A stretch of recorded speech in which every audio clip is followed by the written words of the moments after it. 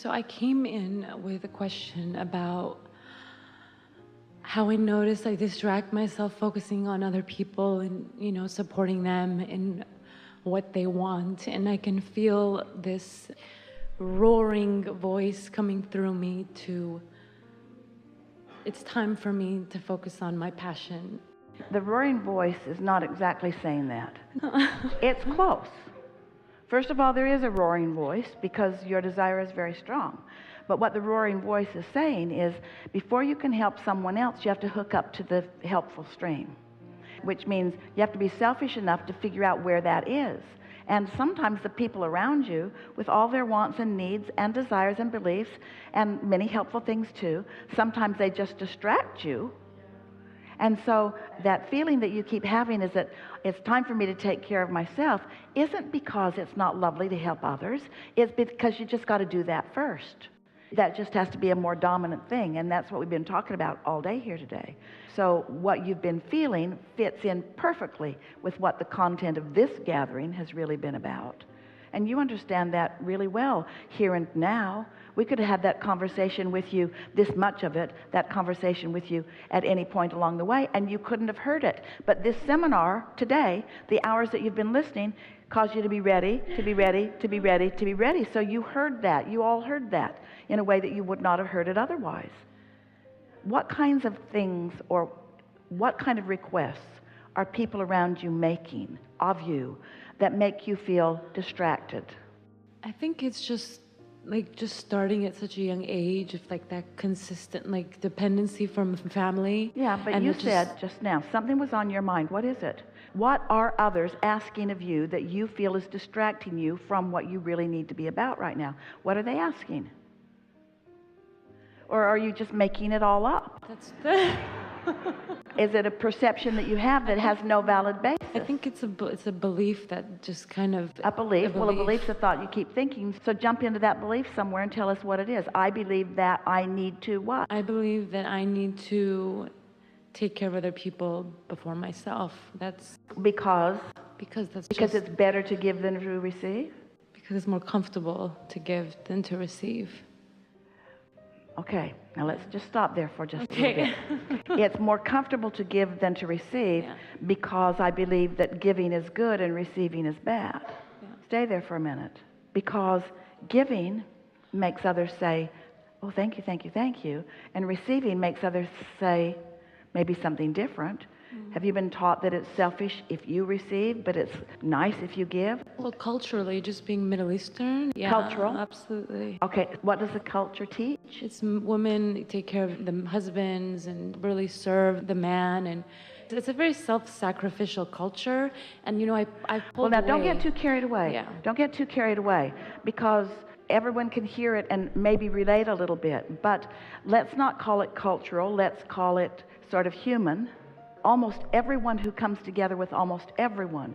Now, we get it that in some cultures there's a deeper stream of consciousness like that, but isn't every relationship kind of like that? I want you to give to me and I want to give to you, just to some extent. Now, the reason that we want to start here in a more basic place is because when you said it feels better, you did say that, didn't you? It feels better? To give? Yeah. If it's feeling good, if there's satisfaction in it, then you must be onto something.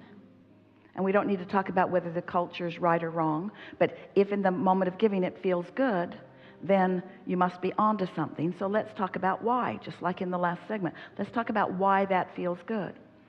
So we brushed on this earlier, but you're really going to get this. We know you understand because we never stop talking about it, that as you are living life, knowing what you don't want and knowing what you do want, you are asking. Step one. And that Source is answering, step two. And then that all day we've been talking about how you have to get into the receiving mode in order to let in what you've asked for, that Source is already lined up. When you are in that receiving mode, so think about when you're in the receiving mode, how do you think Source finds a way of giving to you or others? Are you seeing any angel pipes? Is there a conveyor belt from heaven? Stand in this line. This is the receiving line. Step two is coming right down this pipeline right here. and you just stand right here with your little whatever it is and get yours. We're being absurd, we know, but it's not coming in like that. So how is it that the exchange is happening? Doesn't the good that comes to some come through others? We haven't said this in previous written books. We're just beginning to explain it to you here in the last 2 or 3 seminars, that when you've performed step 1 and now you are in step 3, often source, your inner being, law of attraction, universal forces, God, whatever you want to call that consciousness, utilizes your open valve to give to others through. Doesn't that make sense? Haven't you been inspired in your giving? Haven't you been in the right place at the right time? And hasn't it felt so wonderful that you can't even begin to explain how good it feels? Because when you're tapped into the resources and they are flowing through you to some object of attention that you have, and that person is also in the receiving mode, then they're receiving through you and you're receiving. In other words, no wonder that feels good. That's how it all fits together. But what if that's felt good, but then you start reading books about how inappropriate it is for others to make demands through you? You say, but wait, it felt really good until I thought about it from that perspective, and now, yeah, he is pretty bossy and pretty demanding and pretty entitled, and that is pretty sexist. And then you get yourself in a place where you're not in the receiving mode, but your culture is still saying, well, these things should be performed by you. And we want to say to any of you, anyone who is giving to anyone in any other personal state of being than being in the receiving mode is going to get depleted and resentful, because it's not how the laws of the universe works. But it also is wrong-headed. It is not accurate with the laws of the universe to say, I shouldn't be giving to others, I should only be receiving for myself. Do you know who is the biggest recipient of what you give to someone else? You. Because as it went through you, you benefited by it. In other words, that satisfaction factor is there. So you might want to ask yourself, am I a giver or a taker? That's the way humans lay it out. Am I a giver or a taker? Well, if you are human, you're some of all of that. And sometimes you're on the receiving end and sometimes you're on the giving end. But if you have practiced understanding what the art of allowing is, if you've practiced being in the receiving mode so that you're predominantly in the receiving mode, then the universe will utilize you in all kinds of different ways in order to be at the right place at the right time to assist someone else in this and that and the other. And then it doesn't feel like a giver and a receiver. It feels like a co-creator who is rendezvoused. It feels like co-creation at its best, because you can't be joyful in your gift of giving, which at the core of you is there, if you're not giving. One time, many, many years ago, Jerry told this story to Esther from the day she met him, that someone had said to him, Jerry, if everybody was like you, you'd really mess the world up. And Jerry said, what are you talking about? He said, you never want to receive. You only want to give. You only want to give. You never want to be a receiver. And if everybody was like you, just wanting to give, who would receive? How would the world go round? Well, Jerry thought that was a kind of funny way of looking at it, and he didn't understand it when he was saying it to Esther, and Esther didn't understand it when he was saying it to Esther. But now you are understanding it here today, aren't you? And so, of course you want to be a giver, but you can't be a giver unless you are a receiver. And so what that roaring voice has been saying to you is, you got to get into the receiving mode, which you translated in, I got to let it in for me, not for them. No, that's not what you're hearing. I got to let it in for all of us before I can give it to anyone, you see. Isn't that nice to know? Now, it might be, because sometimes you're co-creating with others who don't know this. You just learned it, didn't you? So it's a pretty good chance that hardly anybody you know knows what you just came to know. So let's say that you're co-creating with someone who really isn't thinking about that, and they're mostly in the receiving mode.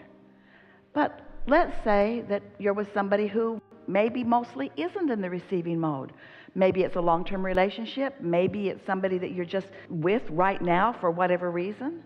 And that person, instead of being in the receiving mode, is in a demanding mode, in an entitled mode. And they're looking at you as the vortex through which their satisfaction must come. Well, that doesn't feel good to you. And sometimes you just can't run away. You have no choice other than to be there. But at least understanding it helps you to know. And you can, it is our promise to you, no matter what's going on, you can, if you care enough, you can get into the receiving mode, and it will change the way things are happening for you.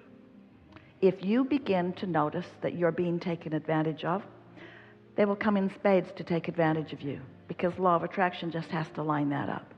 If you have been noticing that you are in the receiving mode and that you are plentiful and that you have plenty to give and that you are replenished continually and it just flows through, then really only those who are a perfect vibrational match to all that you know will make their way into your experience. Really good conversation. It puts so many things in place. So sometimes you have conversations about your children, those greedy little children who seem to think that they should have everything that they want and they should have it right now. Well, they were sort of hardwired to believe that. But what went wrong is they believe that you are the vortex through which it all flows. And at first, you encouraged that because you liked that. It felt good because you loved those kids when they were little.